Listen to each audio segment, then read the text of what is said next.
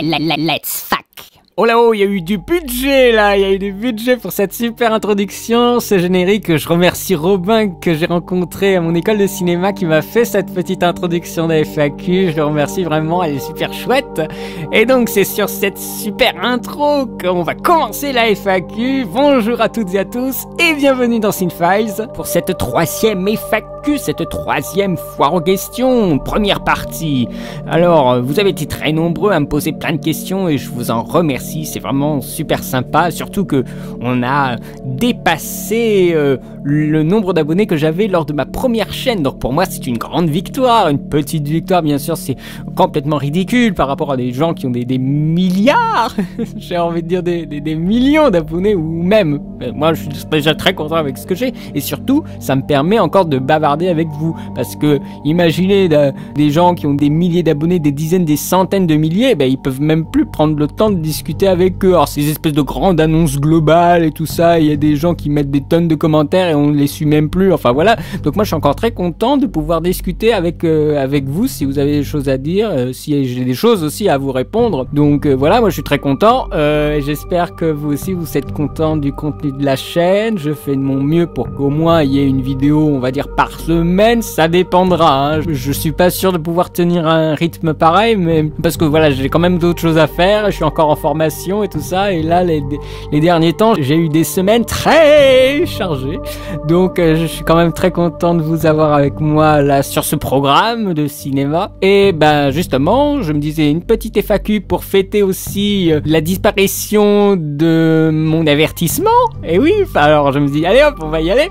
Donc vous avez été très nombreux, je vous remercie, mais je crois que pour chaque partie de la FAQ je vais dire une petite chose qui n'a pas vraiment à voir avec les questions. La première chose c'est déjà merci bien entendu. Je voudrais peut-être dire quelque chose à propos de certaines questions qu'on peut m'envoyer, du genre des questions quel est ton film préféré, quel est ton acteur favori, et des trucs comme ça, ton top, voilà, ton top. Parce que la question m'a été posée, alors j'y répondrai, mais moi c'est pas des questions qui sont intéressantes parce que la vie fluctue presque d'un mois à un autre. Ce n'est pas figé, donc je vous répondrai un truc, mais un mois après, je serais presque obligé de le renier, c'est trop puissant. Mais oui, il y a quelque chose comme ça, de dire non, mais finalement, je suis plus d'accord avec ce que je t'ai marqué, donc finalement, je trouve que ça sert à rien, tout simplement. Ouais, je trouve cette idée d'élever, toujours de mettre sur un podium les meilleurs trucs, enfin, je trouve que c'est presque dégradant pour les autres films qui valent aussi le coup, mais qu'on peut pas te faire tenir sur un podium, voilà, 10, 15 films, non, on peut pas, il en faut que 3. Je trouve ça injuste, donc voilà, c'est pour ça que j'aime pas ces questions comme ça. Et aussi, on m'avait posé la dernière fois, la dernière FAQ, un bilan 2013. Alors moi, je vais pas tant que ça au cinéma, donc j'ai pas vu tous les films, bien entendu. Je trouve que ce serait un peu fou de me demander un bilan 2013, surtout que je ne vois pas que des films de 2013. Je vois aussi beaucoup d'autres films qui datent beaucoup. Sur les sorties de cinéma de 2013, si je devais en choisir un, comme ça, tout de suite, ce serait Captain Phillips. Voilà, enfin c'est peut-être aussi un des derniers que j'ai vu, mais putain, il était énorme et j'ai pris, enfin à la fin j'ai eu des émotions assez fortes. Donc le film il m'a procuré ça, c'était bon quoi. Gravity ça m'a procuré des sensations, mais j'étais déçu par la fin. Captain Phillips, j'étais pas déçu, tout simplement. Ça s'arrête là. Alors ce que j'avais fait l'année dernière, c'est qu'à défaut de donner un bilan 2013. Parce que le bilan, on peut pas le faire. Il faut du recul. Et un recul beaucoup plus important. Sur plusieurs années, des reculs. C'est pour ça que les années 2000, on commence à voir un peu dans quelle direction vont les films. Mais les années 2010, on peut pas le dire. Et donc 2013, moi je peux pas vous dire comme ça, vous sortir des trucs. Alors, il y a eu de bons films, il y a eu de mauvais films. Et voilà, bah, si c'est pour faire une conclusion pareille, ça sert à rien. Donc j'ai préféré faire, dans ce cas-là, un petit listing sympa. Bon, absolument pas exhaustif. Absolument pas. Des films de 2014 qui pourraient, je dis bien qui pourraient, être intéressants ou à voir, on va dire, par curiosité ou par grande attente, parce qu'il y a quand même quelques films qui sont attendus. Alors le premier, bien sûr, c'est l'adaptation, ou plutôt la réadaptation de La Belle et la Bête de Christophe Gans. Il y a eu une bande-annonce, les images sont assez séduisantes, c'est flashy, ça pétille, c'est une image qui pétille, mais par contre la bête, elle n'a pas l'air effrayante pour un sou, on dirait un gros chat. Voilà, un gros chat, alors que je me rappelle, celle de Disney était plutôt de l'ordre presque d'un grizzly. Et bien sûr, la version de Cocteau était une version très très lyrique où l'acteur Jean Marais avait des épaules démultipliées, ce qui renforçait l'impression de masse de la bête. Et ici, ce n'est un petit peu réduit, on dirait un dandy poilu. Voilà, mais le côté effrayant de la bête a été un petit peu amoindri. En tout cas, c'est ce que nous voyons dans la bande-annonce. Je pense que j'irai le voir parce que je suis très attaché à ce conte-là. Il y aura aussi Robocop. Alors Robocop, voilà, un remake qui est pas forcément le plus utile. Mais remake quand même. La bande-annonce a l'air assez intéressante. Enfin, en tout cas, en termes d'action, bien sûr. Après, les puritains, oh là là là là, Robocop, mais comment ose-t-il? Bah oui, mais ils osent, hein, c'est bien ça le principe du cinéma américain actuellement, hein. Ils osent faire des remakes. Faut voir maintenant si le film va être amusant à regarder. Je pense qu'il faut pas le voir pour autre chose. Il y aura pas vraiment beaucoup de clins d'œil par rapport à ceux de Verhoeven et celui de Kirchner que j'aime beaucoup, le deuxième. Mais ce sera une réadaptation dans l'air du temps. Faudra pas s'affoler.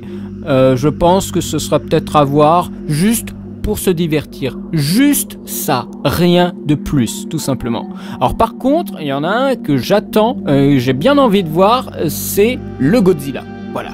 Remake de Godzilla. Complètement épique, inattendu, fait par un auteur. Ça, c'est incroyable. Un mec qui avait fait avant un petit film indépendant qui s'appelait Monster. C'était, je crois, un journaliste et un scientifique qui était dans une zone qui devait être contaminée par des aliens.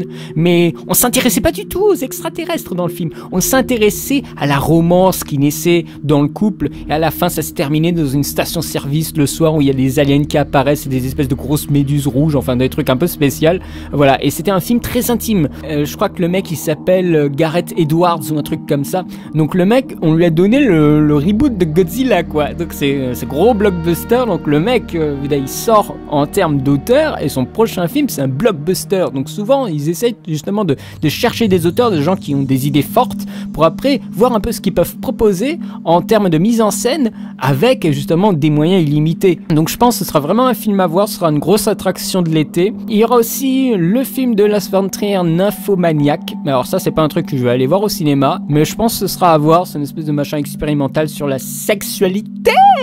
Alors là, il y aura de la sexualité, hein, mais bon, je vais pas trop regarder ce genre de choses au cinéma. Moi, je laisserai ça à d'autres qui sont plus endurants que moi. Alors, quand on parlait de remake, de reboot et tout ça, il y a un remake, ou plutôt une réinterprétation, je sais pas exactement, de Old Boy, de Spike Lee, je crois, avec Josh Brolin. Alors, pourquoi pas, mais je doute que ce film fasse un gros succès. Old Boy a eu plus connu une renommée par la suite, mais pas directement à sa sortie. Bien sûr, les gens sont très attachés à la version originale asiatique, et là, remake américain, bon, pourquoi pas, ce serait intéressant de voir la comparaison. Moi, j'étais très séduit par le remake américain de Millennium, donc pourquoi pas un remake américain de Old Boy qui se tient bien, pourquoi pas, j'ai envie de dire. Ils ont fait aussi un machin qui sort de nulle part, une adaptation de Tarzan, mais en image de synthèse. Alors, ce n'est pas du tout Disney, ce n'est ni DreamWorks, ce n'est ni Blue Sky, ce n'est ni Pixar. Ça nous change des grands studios. Peut-être que ça pourra propulser de nouveaux animateurs et peut-être un nouveau studio, on ne sait jamais.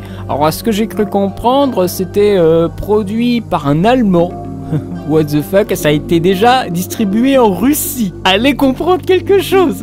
Voilà, donc c'est un film aussi qui va sortir bientôt. Il sortira en 3D. Alors ensuite, 300, la naissance d'un empire. La suite pour faire du pognon. Moi, je vois que ça. C'est la même esthétique. Ouais, enfin ceux qui ont aimé 300, puisque 300 va quand même bien marcher, pourquoi pas, mais franchement moi c'est juste la machine à fric, un côté un peu sexy avec des corps huileux, mais en plus ça sent vachement le fond vert, ça sent le numérique à gogo, tout comme l'autre film dont je vais vous parler juste après, c'est-à-dire Pompéi. Alors c'était trop énorme parce que la première bande-annonce, il y avait une espèce de voix super virile qui faisait la voix off de la bande-annonce, et à la fin il y avait le titre qui apparaissait, Pompéi, et il y avait la voix qui disait pomper. Voilà, moi bien sûr pomper, pour moi c'était le verbe pomper, alors c'est devenu tout de suite ridicule, soit on pensait au puits de pétrole, soit on pensait à autre chose, si vous voyez ce que je veux dire. Donc voilà, c'était bien comique, et j'ai vu une deuxième bande-annonce qui m'a donné beaucoup plus envie, où vous voyez vraiment que ce n'était pas juste un film d'action, mais c'était aussi un film catastrophe. Ah, ça c'était beaucoup plus intéressant de nous orienter comme ça la bande-annonce d'une autre façon, donc je pense que peut-être à voir, en tout cas ça vaut mieux que l'espèce de de reboot raté de je sais trop quoi, de Hercule, enfin j'ai rien compris. En plus je crois qu'il y a un deuxième Hercule qui c'est n'importe quoi, là ils font des espèces de trucs péplum là. On va avoir aussi Noé, voilà, de Darren Aronofsky. Qu'est-ce qu'il est allé se foutre là-dedans, Aronofsky? Mais je pense qu'il fera quand même un blockbuster de qualité, en tout cas à l'image et au niveau technique. Mais après, est-ce que ça va avoir quelque chose d'intéressant au scénario? Alors là, c'est parce que la bande-annonce, on craint le pire, avec l'armée qui campe autour du bateau et...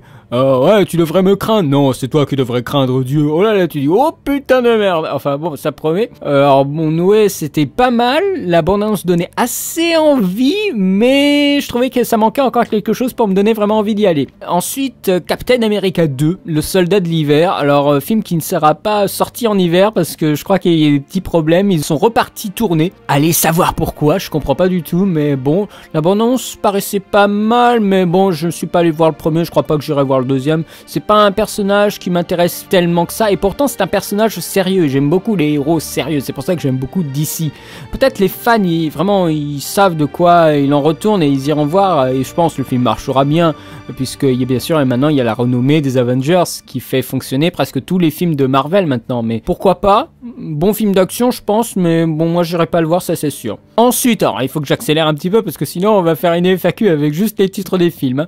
Les 47 Ronin, film avec Keanu Reeves, film qui fut une épopée de tournage parce que le mec, le réal, il a été remplacé carrément. C'est d'une grande violence quand même se faire remplacer au milieu d'un tournage. Alors la bande-annonce est magnifique. Il y a de superbes images, ça donne vraiment envie, enfin en tout cas en ce qui me concerne, ça me donne vraiment envie d'y aller, mais le film il est pas du tout mis en avant, je suis pas sûr d'aller le voir. J'ai peur que ça soit un gros bide et que le scénario au final soit très très très classique. Je pense qu'il est classique, mais j'ai quand même l'envie de croire qu'il peut être bon, c'est ça le truc, parce que quand même... Voilà, les Ronins et l'imagerie asiatique et la magie asiatique, ça on le voit jamais. On le voit jamais dans notre cinéma contemporain occidental. En Asie, ils font que ça. Il y en a énormément, mais chez nous, en Occident, on n'en a pas tellement, donc pourquoi pas. Mais ça sent le film raté. Alors, il y a aussi d'autres films un peu bizarres. C'est Need for Speed, adaptation d'un jeu vidéo. La bande-annonce, c'est sympa, film d'action, on dirait une espèce de Fast and Furious... D'ailleurs en parlant de Fast and Furious, alors l'épisode 7, je sais pas où ils en sont avec la mort de Paul Walker. Ils doivent refaire un scénario pour l'effacer, mettre le cousin à la place, enfin ça a l'air d'un gros machin, mais bon. Il y aura aussi Transcendance de Walid Pfister, qui est le chef-op de Nolan. Alors Nolan a produit son film Transcendance où Johnny Depp sera digitalisé. Il sera digitalisé, ce sera un espèce d'ordinateur super puissant. Voilà, alors bon, nous sommes dans la période des geeks, alors je pense que ce film pourrait être sympa à regarder. On aura aussi Age of Tomorrow qui a eu une bande-annonce tout récemment, le débarquement de Normandie en exosquelette robotique avec des lance-roquettes et tout ça, contre des aliens, que demander de plus? En plus avec Tom Cruise, moi j'aime bien Tom Cruise, généralement je prends pas mal de plaisir à regarder les films dans lesquels il joue, donc pourquoi pas. Alors ensuite, The Amazing Spider-Man 2, on a une bande-annonce qui est pas mal, le rhino c'est une ignominie, moi je dis un rhino... en plastique, il y a que ça qui déchire, un rhino métallique, une espèce de gros robot, je trouve que c'est de la merde, je vous le dis honnêtement, moi j'aurais tellement aimé une combinaison plastique qui je sais pas, qui gonfle ses muscles ou un truc comme ça quoi, un truc biologique, j'ai presque envie de dire oui, une combinaison biologique, mais pas un squelette entier de métal, enfin je trouve ça mais je comprends pas. Et pourtant, l'acteur, il avait la tête et tout ça. Mais je comprends pas. On va voir, on ira voir ça. Mais bon, pas convaincu. Pas tant que ça, en fait. Electro, bon, pourquoi choisir un noir pour faire l'électro? Pourquoi pas le noir, c'est le méchant. Bon, on ne change pas une Amérique qui gagne, j'ai envie de dire. Le film va sûrement cartonner. Et voilà, et on aura encore ces gros clichés du noir contre le blanc. Qu'est-ce que vous voulez faire avec ça? Vous pouvez pas, parce que c'est le cinéma américain. Bon, le film sera, je pense, de qualité au niveau spectaculaire, ça ne change pas. Autre chose, les X-Men. Bon, je suis pas un gros fan de X-Men, j'ai beaucoup aimé le deuxième, mais autrement, non. Moi, je n'irai pas voir ça, à moins qu'une prochaine bande-annonce me donne vraiment envie, ce sera pas le cas pour moi. Ensuite, on va y arriver. La planète des singes, les origines 2. Ils ont eu une bande-annonce là tout récemment, c'est très sympa, j'ai beaucoup aimé, donc pourquoi pas, j'ai envie de dire. On aura aussi les Gardiens de la Galaxie, alors là on sait pas du tout ce qui s'est passé, on sait pas du tout ce que c'est, enfin ceux qui ne savent pas bien sûr, qui sont les Gardiens de la Galaxie.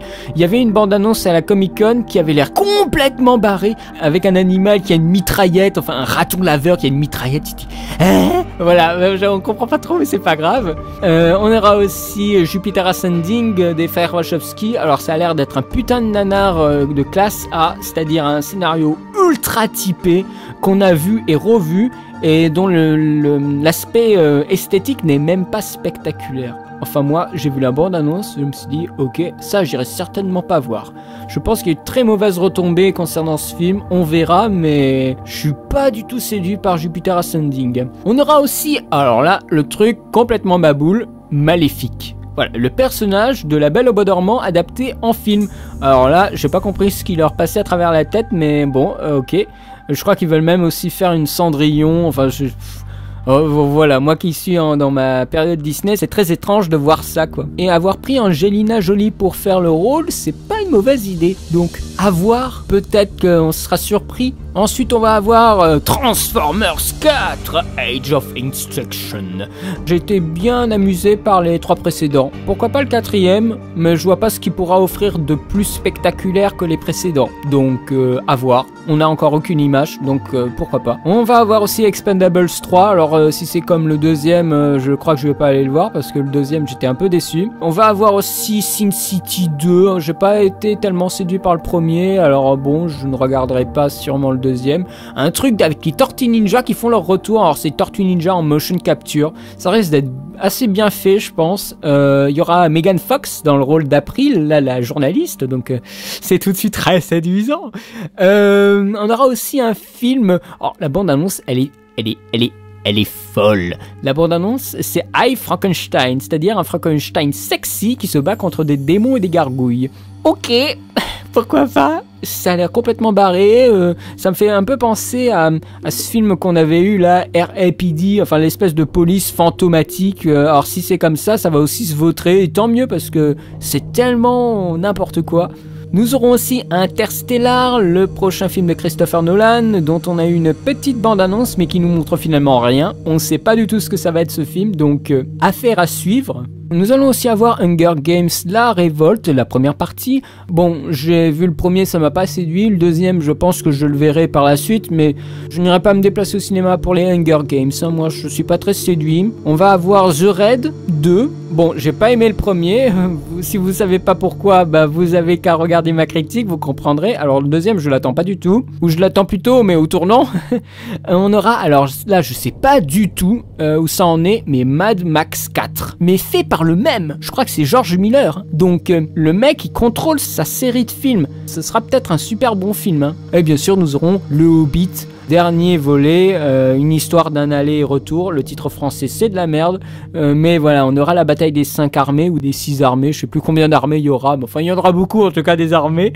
Donc ça risque d'être assez épique. En gros quand même une bonne année. Bon, ce sera rien comparé à l'année suivante, 2015. Batman contre Superman, un Jurassic Park numéro 4, on aura Star Wars, on aura Kung Fu Panda 3 que j'ai vraiment hâte de regarder. Qu'est-ce qu'on aura encore? On aura bien sûr les Avengers 2, enfin on aura un programme de malade. Ah oui, j'avais oublié aussi pour 2014, j'ai failli l'oublier, mais Dragon 2. Alors moi j'ai hâte de voir un peu ça, on a vu une bande-annonce, j'étais assez séduit à voir, je veux en voir un plus, mais j'irai voir Dragon 2, j'ai adoré le premier, mais adoré. Donc voilà, j'ai hâte de voir, il y a quand même un sacré bon programme, donc j'espère que ce petit tour d'horizon 2014 vous aura donné envie. Alors bien sûr, c'est sélectif et c'est blockbusterien. Il y a plein de films d'auteurs super intéressants, des comédies, des drames, des thrillers que je n'ai pas nommés, qui ne vont apparaître que par la suite, qui sont sûrement formidables. Mais voilà, je ne vais pas passer 3 heures à faire un listing. Là, je trouve que déjà 20 minutes, ça suffit. Donc, maintenant, nous allons passer aux questions. Une petite question de Ramzi Safi, qui m'a posé une question depuis Facebook. Penses-tu que les idées véhiculées par les films influencent le spectateur? Par exemple, on peut voir ces idées avec l'américanisation, les valeurs morales, religieuses véhiculées par les films, avec le gentil, beau gagnant et le méchant, les perdants. Ta question, en fait, elle est beaucoup plus large, je pense, que ce que tu ne crois. Et la réponse est ultra simple. Mais bien sûr que ça influence le spectateur. D'emblée, les films sont censés nous faire apprendre quelque chose. Soit une leçon de vie, soit tout simplement, par exemple, le parcours d'un homme. Moi, par exemple, je ne savais rien de Gandhi. Et j'ai vu le film. Et donc, j'ai déjà appris des choses. Et donc, je suis influencé par l'image de Gandhi véhiculée par le film. C'est le cas de tous les biopics. Tous les films de Disney sont là pour véhiculer des choses et influencent le spectateur parce que c'est un spectateur jeune. Et les films influencent, c'est clairement ça. Et il y a même des pays où les réalisateurs font des films uniquement contre le régime et donc pour sensibiliser les gens sur ce qui se passe dans leur pays. Je pense à des films iraniens, des pays comme ça. Ce sont des films très sociaux. Dès qu'on parle de social, c'est des choses, on a envie de transmettre des choses. On a envie d'influencer les personnes qui regardent notre film, les influencer, les sensibiliser, parce que dès qu'il y a sensibiliser quelqu'un à quelque chose, on veut influencer sur un point précis. Donc c'est ça, c'est de l'influence. Après, quand tu parles de américanisation et tout ça, c'est juste qu'eux, ils font plus de films et ils sont très fiers de leur pays. Je pense pas qu'il faut voir l'américanisation comme ça. C'est plutôt la mondialisation globale dont on a peut-être plus peur et dont on est influencé également. On est influencé par la mondialisation et sur les films, on va de plus en plus rapidement. Et donc, les films non seulement rendent compte de ça, mais influencent le spectateur dans cette optique parce que les films vont de plus en plus vite. Les films vraiment prennent pas du tout le temps. Le montage, ils dansent. On est vraiment dans une société de flux. Beaucoup de films sont comme ça et influencent le spectateur dans cette voie. C'est un tout. C'est pas seulement les films. Le tout vont dans la même direction. Il y a les valeurs morales, mais c'est... En même temps, tu dis valeurs morales, c'est que les films ont été faits par des occidentaux et des religieux plus ou moins croyants. Si on va dans les films chinois, il y a un nationalisme des fois assez terrible. Et c'est parce que c'est ancré dans la culture, l'éducation des gens de ce pays. Et après, ça influence forcément le spectateur. Alors bien sûr, nous, on fait résistance à cette influence parce que nous connaissons pas les codes, mais le fait est là, oui, c'est évident que ça influence le spectateur. Après, il y a des degrés d'influence, mais oui, bien sûr, les idées véhiculées par les films influencent. Après, c'est en fonction du film, c'est en fonction de la dextérité, de la capacité du réalisateur à faire son film d'une certaine façon. La mise en scène peut influencer le spectateur au niveau des thématiques de ce qu'il y a à voir et peut, à sens plus large, influencer le spectateur sur des valeurs, sur des convictions politiques ou religieuses. Mais j'ai envie de dire, je sais pas si ta question c'était parce que tu étais offusqué de ça, de constater finalement ça, mais ça a toujours été le cas. Presque dès le début du cinéma, on voulait déjà influencer, on voulait déjà montrer des choses, partager des choses. C'est aussi influencer sans forcément le remplacer, l'avis du spectateur. Voilà, je pense que dans le terme d'influence, il faut pas forcément voir quelque chose qui envahit la pensée jusqu'à ce que ça devienne une pensée unique, l'espèce de truc là totalitaire que des fois les gens ont en horreur et vont contre, alors que finalement on est déjà dedans. C'est ce qui s'appelle la mondialisation. Ou comme tu peux peut-être le nommer là dans ta question, l'américanisation, mais c'est juste qu'eux ils savent le mieux s'en servir de la mondialisation. Donc voilà, c'est une question qui est intéressante, mais dont la réponse est assez évidente quand on a un peu de recul. Oui, la mise en scène, le psyché du réalisateur, bien sûr, fait que les films influencent. Et je crois pas qu'il y ait des films dont les idées ne peuvent pas influencer, c'est juste une affaire de dextérité du réalisateur et une affaire de résistance plus ou moins forte du spectateur. Mais bien sûr que toutes les idées véhiculées dans les films sont à confronter avec les idées du spectateur et donc après à influencer ou non. Voilà, d'où cette affaire de résistance. Donc j'espère avoir répondu à ta question. Très bonne question d'ailleurs, ça c'est une question vraiment intéressante.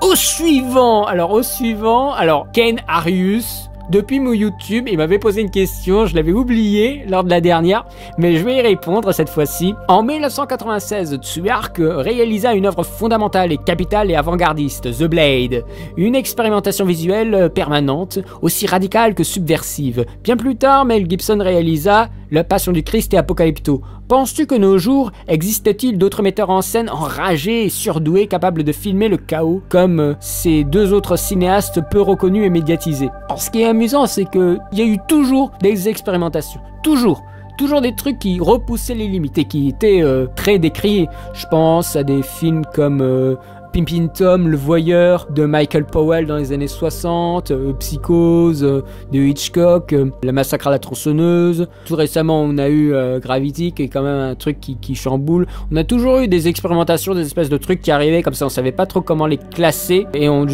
réfutait des fois beaucoup le film parce qu'il était trop en avance ou radical. Alors j'ai vu The Blade tout récemment, j'ai pas aimé du tout. Je préférais la mise en scène en fait de Il était une fois en Chine, qui était beaucoup plus clair. Je pense pas que les titres que tu nommes, c'est-à-dire La Passion du Christ ou Apocalypto, soient des choses un peu spéciales et tout ça.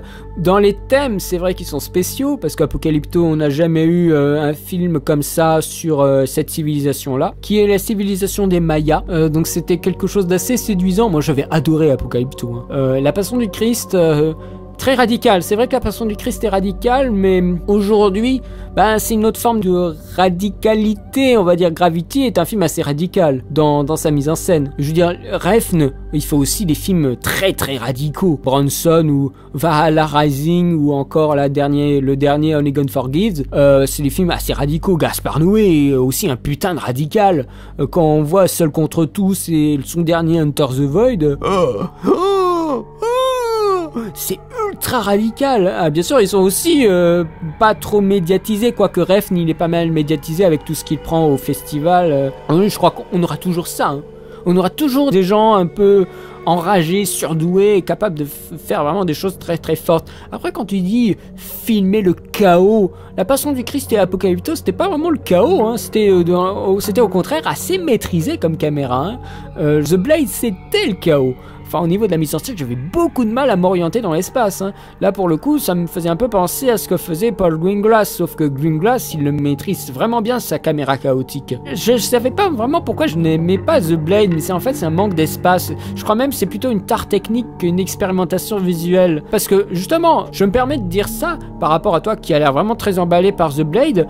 Il avait fait quand même avant, Il était une fois en Chine, qui était beaucoup plus lisible, tu vois. Et là, The Blade, je comprenais pas parce que c'est 96, donc c'est postérieur au premier Il était une fois en Chine, et j'avais du mal à regarder, et pourtant je l'ai vu en plus en HD, hein, quand même avec une bonne définition, et j'arrivais pas à regarder, parce que pour moi ça allait trop vite, il y avait trop de gros plans, j'avais beaucoup de mal, et c'est pour ça que je parle de Paul Greengrass qui lui aussi fait des trucs avec beaucoup de gros plans, mais c'était mal foutu quoi, il y avait des séquences qui étaient très très bien, mais l'ensemble, The Blade, j'avais pas aimé, tu vois, donc, enfin pour répondre clairement à ta question, oui, de toute façon il y en a, hein, il faut juste aller les chercher, hein. Si c'est pas aux États-Unis, tu peux en trouver en Europe, hein. Je veux dire, Bellatar, je crois qu'il fait encore des films aujourd'hui. Bellatar, c'est un truc de fou, hein. C'est une sorte de Tarkovsky, Bellatar, hein. Enfin, on n'en est pas loin en tout cas, hein. Vraiment à voir Bellatar, hein. Si vous n'avez pas vu, il faut voir quelques-uns de ses films, hein. Comme par exemple Les Harmonies de Wrigmeister ou encore Le Chevalier de Turin qui est sorti en 2011, donc il n'y a pas très longtemps. C'est vraiment des films qui sont vachement impressionnants. Donc bien sûr qu'il y a eu des metteurs en scène enragés, expérimentaux, il y en aura toujours, sauf que ce sera peut-être pas la même expérimentation que toi, ce que tu as connu, donc voilà. J'espère avoir répondu à ta question, je suis désolé de t'avoir loupé lors de la première FAQ, mais voilà, tu m'avais parlé de Tsuyark, j'avais regardé du coup beaucoup plus de choses, j'avais regardé tous les Il était une fois en Chine, même si je sais que certains n'ont pas été faits par Tsuyark, j'ai vu The Blade, comme ça maintenant je suis un peu plus au courant de ce que fait Tsuyark, et je crois que je vais voir les derniers films qu'il a fait là dans les années 2000 pour me mettre à jour, mais c'est vrai que Tsuyark il a vraiment créé quelque chose avec ces films là au niveau de l'action, au niveau de la spatialisation de l'action, et donc je te remercie aussi de m'avoir sensibilisé à ce film The Blade et finalement m'avoir ouvert une porte d'entrée pour que je puisse voir un peu ce qu'a fait Tsuyark. Question de Alexis, donc Alexis de Ciné Alex, que je remercie d'avoir posé déjà une question un peu plus intéressante que celle du daron que vous entendrez après, mais pourquoi t'être lancé dans la critique des films et de dessins animés de chez Disney? Je crois quand même que ça avait été clair si t'avais regardé toutes les vidéos. Si t'avais regardé la vidéo d'introduction, je le dis dans cette vidéo d'introduction, du fait que Disney avait annoncé la fermeture du département d'animation traditionnelle, ça veut dire qu'on n'aura plus que de l'image de synthèse, donc c'est quand même une page qui se tourne. Alors bien sûr, après ils ont des studios, des départements qui sont ailleurs, que dans le grand studio principal, des studios en France ou je ne sais trop où, mais ça veut dire quand même que c'est une page importante qui se tourne pour le cinéma d'animation occidental en général, que ce soit Le Monde de Ralph, Réponse ou là la Princesse des Neiges, mais ça me donne pas du tout envie. J'ai vu Les Mondes de Ralph et Réponse, mais franchement aucun intérêt, je trouve. C'est ok, c'est sympa, mais ça n'a pas la prestance technique et tous les travers et les choses fondamentales qui font de Disney. Enfin, je veux dire, là on est passé à autre chose complètement. Donc j'avais vraiment envie je savais justement, on est passé à autre chose. Clairement, je crois que le dernier, parce que maintenant tu me poses cette question, je vais en profiter pour dire un truc, mais le dernier, en fait, c'est pas totalement La Princesse et la Grenouille, c'est Winnie l'ourson que je n'ai pas vu, qui est, je crois, encore en animation de dessin. Or, j'ai regardé Winnie l'ourson, donc je crois qu'il a été fait en 2011 ou 2012, qui n'a pas du tout marché. Alors, je regarderai ça, je vous ferai une critique bien sûr, mais donc le tout dernier, c'est pas tout à fait La Princesse et la Grenouille. Donc c'est justement du fait que Winnie l'ourson avait pas marché non plus, ils se sont dit bah c'est un argument de plus pour fermer le studio.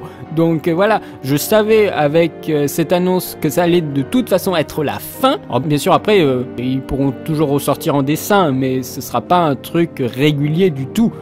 Voilà, du fait que c'est terminé, j'ai tout. Ce n'est pas exhaustif, je fais pas tous les longs métrages d'animation de Disney. Je sais qu'il y a quelqu'un qui m'avait d'ailleurs dit que j'avais sauté Les Trois Caballeros, voilà, qui était un film plus pour moi un recueil de courts-métrages destinés à des pays sud-américains pendant la guerre. Il y a eu aussi, je crois, le Dragon récalcitrant, enfin des trucs comme ça qui sont quand même assez connus, mais que j'ai pas critiqué forcément, mais peut-être j'y reviendrai, j'en sais rien. Enfin, une 50aine de films que je juge importants de Disney, et ça me permet également, parce qu'il faut pas l'oublier, d'avoir de la visibilité, parce que c'est quelque chose qui n'a pas été fait encore en France. Je sais que le Nostalgia Critique avait fait un truc d'animation, je crois, plus que de Disney, mais le fait que ça n'avait pas été en France, c'était une aubaine pour moi de pouvoir bien booster un petit peu ma chaîne, et ça a marché. Donc j'en suis très content. Après je sais que les critiques c'est pas très sexy, je veux dire. En plus visuellement, alors c'est pour ça que la voix elle doit y aller quoi. Mais c'est pour ça que je fais des analyses encore à côté qui me prennent un temps monstrueux. Mais voilà, les Disney pour moi c'était vraiment terminé. Donc ça nécessitait une vue globale à travers des petites critiques qui sont finalement pas vraiment des critiques. Je veux dire, soyons honnêtes, il y a au moins la moitié du contenu qui est à titre d'information, plus un contenu analytique pour le coup. Les vidéos que je fais, c'est plus des espèces de prises de notes, de faits, de choses que vous retrouvez dans le film pour vous inciter à aller ou non voir le film. C'est plus comme ça que je considère la critique. Je vous énumère un certain nombre de faits, un certain nombre de choses que j'ai remarquées dans le film, et comme ça après vous vous dites ah ça je vais peut-être aimer parce qu'il y a du montage alterné entre un truc et un autre truc, par contre ça je vais peut-être pas aimer, et j'aurais fait le listing de tout ça en plus d'essayer de contextualiser le film. Ça c'est très important, ça me permet justement d'avoir du recul sur tout, même le nanar je pourrais vous dire qu'il y a des trucs intéressants dedans, même le plus pire des nanars, hein. Et même si c'est pas directement sur le nanar, il faut aussi contextualiser le nanar. En fait, je sors de ma question là, je vais m'arrêter. Mais donc j'espère que tu auras eu ta réponse.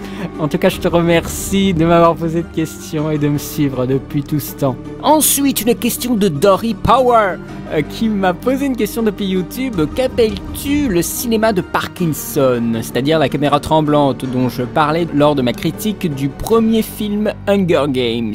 Et as-tu d'autres exemples? Le cinéma de Parkinson, c'est-à-dire c'est un cinéma qui tremble, un cinéma dont la caméra fait, on va dire, exprès de trembler, mais c'est pour donner un effet de style documentaire, un effet de captation pour montrer encore plus le réel, si on peut se permettre des raccourcis pareils.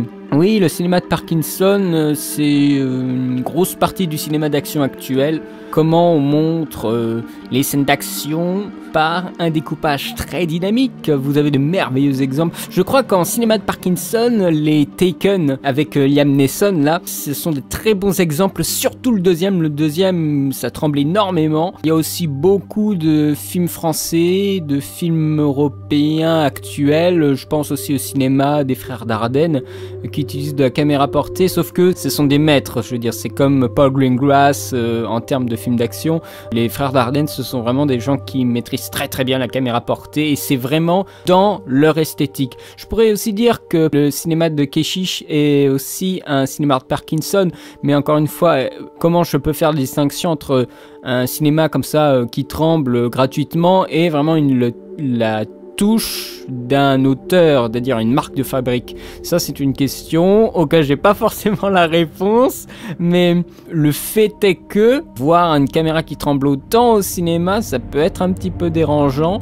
Je suis généralement pour un cadre bien maîtrisé et qui ne tremble pas. Mis à part si c'est vraiment pour de l'intensité, par exemple, une caméra portée était nécessaire, voire même obligatoire quand on voulait nous donner l'impression d'être dans le débarquement de Normandie, dans Il faut sauver le soldat Ryan. Là, c'était évident, quoi. Il ne pouvait pas y avoir de caméra au mouvement de travelling sur rail propre. Non, là, il fallait que ce soit parkinsonien, ça veut dire que ça tremble, que comme si la caméra c'était justement quelqu'un dans le régiment de soldats qui débarquait, voilà, et qui regardait un peu dans tous les sens avec des trucs pris à la volée, voilà. Mais dans l'ensemble, le cinéma de Parkinson, c'est beaucoup de cinéma d'action actuel. Mais il y a un truc qui m'a toujours choqué. Dans un film tout pourri, un film français sur un enfant, je sais plus comment ça s'appelait, Camera ou non, Kamsa. Voilà, Kamsa ou Kamsa, ça dépend comment on le prononce. C'était un film vraiment à petit budget. Il y avait un moment, un plan sur... à un moment, il y avait quelqu'un, un vieux papy qui était en train de mourir, je crois bien. Et la caméra... Je comprenais pas pourquoi, mais elle tremblait énormément, alors que justement le plan sur la salle devait représenter la mort, c'est-à-dire un non-vie, c'est-à-dire quelque chose qui n'était pas vivant. Et là, on avait l'impression que la caméra était tout excitée, que le papy soit mort. Enfin, je n'avais pas trop compris pourquoi, et ça m'avait vachement énervé. Je comprenais pas le choix de mise en scène. Le cinéma de Parkinson, c'est une chose.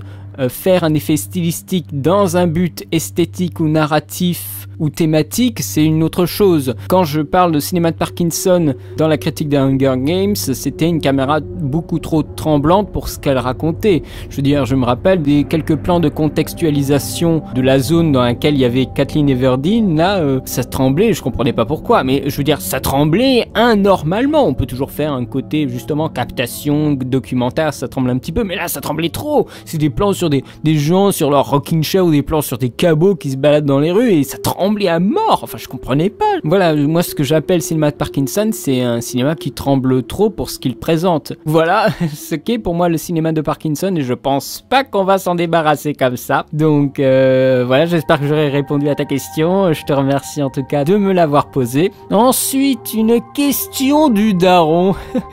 Ah ouais, la question, quel est ton dinosaure préféré? Qu'est-ce que tu veux que je te réponde à cette question? Je pourrais dire le tyrannosaure, ou le pachycéphalosaurus, ou peut-être l'ultralosaure. Non mais je sais pas moi.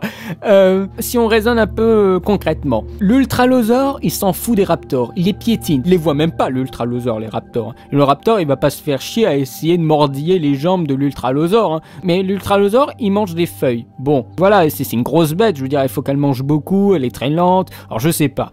Si je prenais voilà, un dinosaure de meute comme le vélociraptor, le problème c'est que si t'es plus dans la meute et que t'es tout seul, bah t'es un peu comme un con quoi. Donc et si la meute te rejette, t'es un peu mal quoi. Et le T-Rex, alors le T-Rex, le problème c'est que c'est la femme qui fait la loi. Le mec, il peut se faire jarter quoi. Là même si on nous le montre dans Jurassic Park et tout ça, les T-Rex ce sont des charognards, ce sont pas des dinosaures qui vont commencer à attaquer et tout ça parce qu'ils savent qu'ils vont perdre. Surtout que c'est un animal du Crétacé et au Crétacé, il y avait ces herbivores blindés, que ce soit le Triceratops qui est le plus connu, mais je crois qu'il y a l'Ankylosaurus qui a une véritable carapace et qui a une espèce de masse en guise de queue qui peut complètement casser les jambes des prédateurs. Donc franchement, en Crétacé, être un tyrannosaure, ça devait pas être marrant quoi. Même si on te montre avec les livres que ouais, le tyrannosaure est super menaçant et tout ça, mais je crois qu'en Chine, ils ont déjà trouvé des reptiles encore plus gros et plus menaçants que le tyrannosaure. Enfin, c'est quand même des trucs de malade. Mais pour répondre à ta question, je prendrais peut-être un Troodon. C'était le dinosaure qui avait le plus gros cerveau, c'est-à-dire celui qui était le plus intelligent. Il chassait la nuit. C'était un dinosaure assez fin, qui n'était pas en meute, qui était tout seul, de mémoire. Hein. J'ai pas vérifié avant de te répondre, hein, mais tu as ta réponse, c'est probablement un Troodon que je prendrais. Mais Daron, encore une fois, fais pitié, fais pas ce genre de questions. Je veux dire, si t'as des questions sur le cinéma, n'hésite pas à les poser pour les autres parties de la FAQ, parce que là, c'était vraiment, il faut que je pose une question, on va poser cette question-là. Donc ouais, n'hésite pas, si t'as d'autres questions par rapport au cinéma, pour les autres parties, tu peux me les envoyer entre-temps, hein. Alors ensuite, une question de Costata Mandiflo Roquin, ou Rockin, ça dépend comment on le prononce, qui m'a posé une question depuis Facebook. Comment ta passion pour le cinéma a débuté? Alors, je crois que je lui avais déjà répondu dans ma première FAQ. Ça, c'est aussi quelque chose lié à l'éducation, je pense, parce que on avait beaucoup de cassettes, je regardais beaucoup de films, beaucoup de dessins animés aussi, donc j'avais déjà une culture de l'image. Je veux dire, je regardais beaucoup de choses quand j'étais petit, donc après, ça s'enchaîne assez rapidement au final. Après, la passion, qu'est-ce qu'on peut appeler la passion aussi? Après, dès les premiers films, quoi, je regardais, je me rappelle, Batman le défi, mais des tonnes et des tonnes et des tonnes de fois, et voilà, c'était presque par répétition de regarder les mêmes films que je me passionnais pour le cinéma, et très très peu de fois je partais hors de ma petite famille de films pour aller voir des choses nouvelles, et des fois j'étais vachement déçu, hein. Mais après, voilà, à l'école il y avait une option de cinéma, donc allez hop, et c'est reparti, quoi. C'est un parcours qui commence vachement jeune, parce qu'on peut pas avoir tout d'un coup la passion et avec un déclic. Je crois pas au déclic d'un film qui fait tout d'un coup comme l'effet d'une révélation et tout ça. Non, moi c'est vraiment par répétition et par entraînement, éducation au fil des années qu'il y a quelque chose, il y a un corpus qui s'installe dans l'esprit, et il y a après une envie de voir encore d'autres films et ainsi de suite, jusqu'à ce qu'il y ait une passion de vouloir faire quelque chose à l'intérieur du cinéma, à l'intérieur de l'audiovisuel. Donc pour moi c'était vraiment pas du tout par déclic. Après il y a des films qui m'ont fait un petit déclic, mais c'était pas vraiment par rapport à une passion qui commence. C'est vraiment par répétition, par éducation, par visionnage de films. Canal+, on était abonné à Canal+, donc j'ai vu beaucoup de films là. Il y avait des films, voilà, que j'aurais pas dû regarder à mon âge, qui ont bien sûr influencé après et qui ont créé des psychoses, on va dire. Non, façon de parler, hein. Je suis pas quelqu'un qui a des psychoses, mais bon, et voilà, il y a quand même eu des petites choses, voilà, des flashs encore de films. Comment traumatiser les jeunes au début de leur éducation audiovisuelle. Non, mais c'est ça. Je vais pas vous dire les noms des films, mais bon, il y a quand même eu des trucs qui m'ont vachement marqué, et du coup maintenant je regarde ces films. J'ai une bonne nostalgie de ces films-là, même s'ils sont assez violents.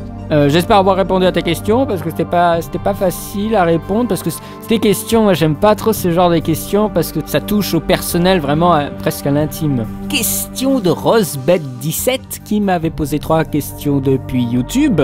Alors, première question, quels sont tes films préférés, ton top 10 personnel? Alors je crois bien qu'il y avait des gens qui m'avaient déjà posé la question, et je les ai envoyés valser. J'ai vu des tonnes de films, et c'est très difficile on va dire, de synthétiser en 10 films, mes 10 films préférés. Je vois des niveaux de préférence par rapport à son esthétique, à sa narration, à sa place dans l'histoire du cinéma. Ça, pour moi, c'est aussi très important. C'est difficile de voir. Et en plus, genre, le top 10, c'est vraiment idiot, parce que on va dire que je fais un top 10 là. Début 2014, il y a un film qui me scotche. Et du coup, il faut refaire un top 10. C'est complètement idiot. Il faudrait être à la fin de l'art du cinématographique pour être sûr qu'on n'a rien loupé. Le top 10 change tout le temps. J'essaie de me défiler comme je peux, mais non, mais c'est un peu ça aussi.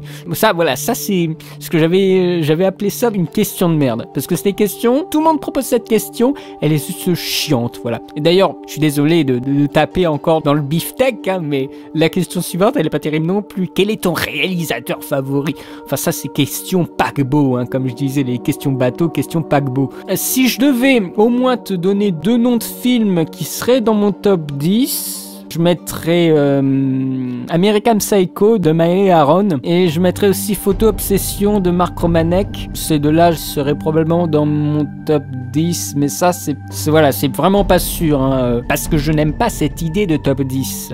Voilà, et ce sont pas du tout des blockbusters, ce sont des films dont le budget pourrait être envisagé en France. Ce sont des films qu'on pourrait faire en France, mais ce sont des films trop dérangeants pour qu'on puisse faire avec une telle esthétique des films pareils en France. En France, on aime bien faire son petit train-train là. Enfin, bon, ça c'est une autre affaire, le cinéma français. Quant à ta deuxième question, le réalisateur favori, mais ça aussi c'est des questions, qu'est-ce que tu veux que je te réponde quoi. Mais encore une fois, je suis partagé parce que j'ai une connaissance assez grande du cinéma dans son histoire. Donc si je devais en prendre un du siècle précédent, je dirais Hitchcock. Alors encore, ça c'est contestable, hein, mais je dirais Hitchcock, enfin c'est le premier qui me vient en tête. Mais après, je sais pas si vraiment c'est préféré dans le sens favori, vraiment je favorise particulièrement ces films, pas forcément, mais c'est vrai que ces films ils sont très importants et se rapprochent peut-être plus de ce que j'aime au niveau de la mise en scène, ça c'est bien vrai. Dans le siècle dans lequel nous sommes actuellement,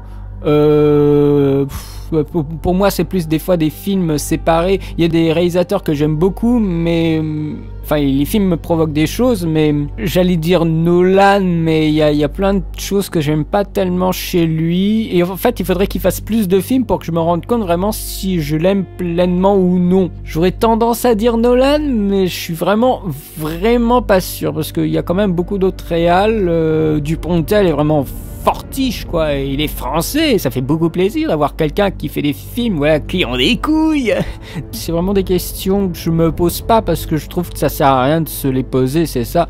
Mais en même temps, ne te vexe pas, hein. Si tu trouves que tu veux reposer des questions, de toute façon cette FAQ, elle sera en plusieurs parties. Donc voilà, si vous voulez me poser des questions davantage, justement par rapport à ce que je dis là dans les parties précédentes, ou si vous voulez justement rajouter des questions parce que voilà, vous trouvez que vos questions elles pouvaient être mieux, ou je sais pas, n'hésitez pas à en reposer, avec grand plaisir je répondrai de nouveau aux nouvelles questions. Donc ouais, réalisateur favori, moi je dirais Hitchcock, même s'il y a quand même il y a des films d'Hitchcock que j'aime pas du tout. Le Rideau déchiré, qu'est-ce que je me suis fait chier avec Le Rideau déchiré, hein.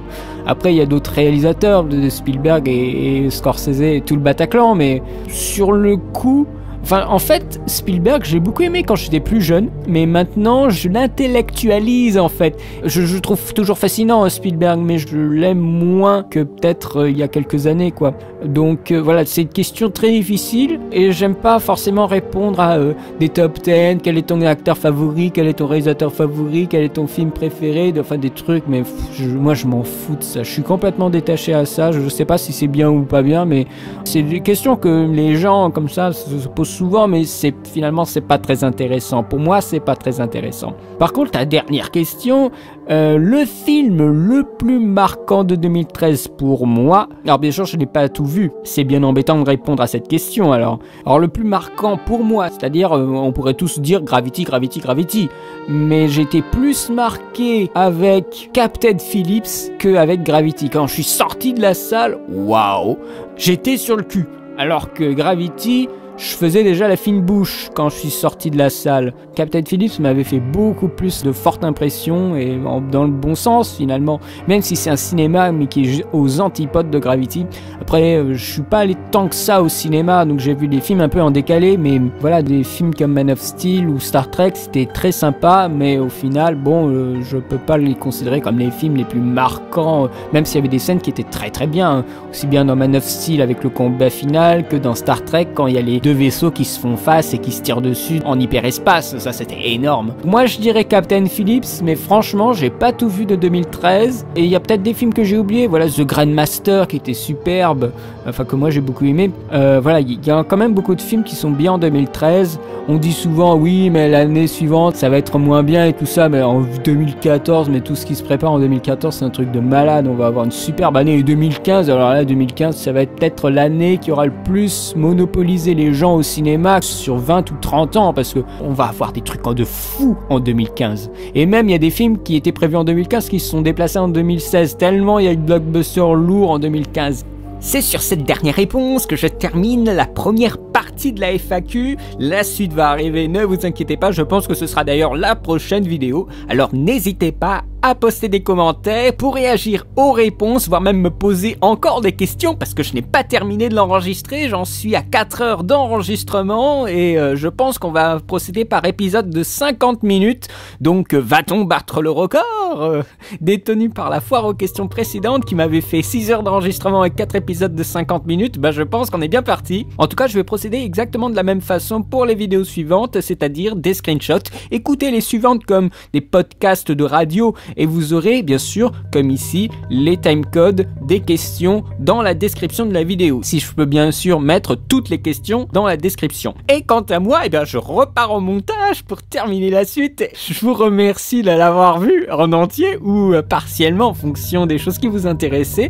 Je vous remercie de me suivre et je vous dis à très bientôt pour les prochaines parties. Allez, salut!